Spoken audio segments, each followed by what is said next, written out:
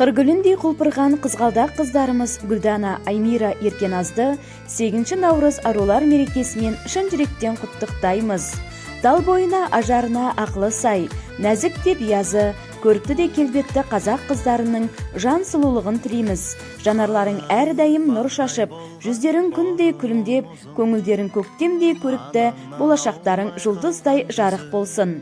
Сұлусыңдар күн нұрынан жаралған, шапақтарың бар әлемге таралған. Гүлдеріне жаз күнінің ұқсайсыңдар, орындалсын жүректегі бар арман. Құтты болсын арулардың мейрамы, жарқыраңдар жаз күніндей жайдары.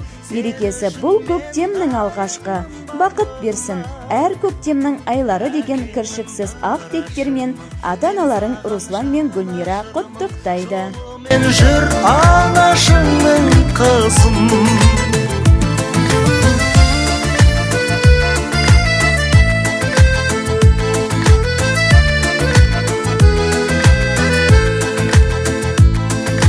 қызым-ау, пысық болған мінезің керім, аузымнан түсіп қалған едің. Әкесінің көл теңізі, анасының ерке қызы, тәттіден де тәтті менің. Бөленіп таң нұрына, риза бол тағдырыңа, сен үшін мен дайынмын барлығына. Әкеңмін, дарашыңмын, мен саған жан ашырмын, жолымен жүр анашыңның қызым.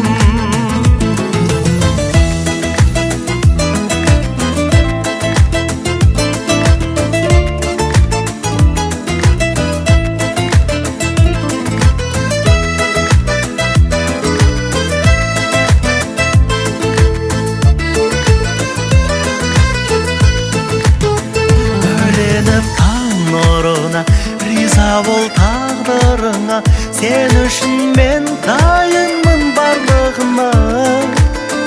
Әкеңмін, дарашыңмын, мен саған жан ашырмын, жолымен жүр анашыңның қызым.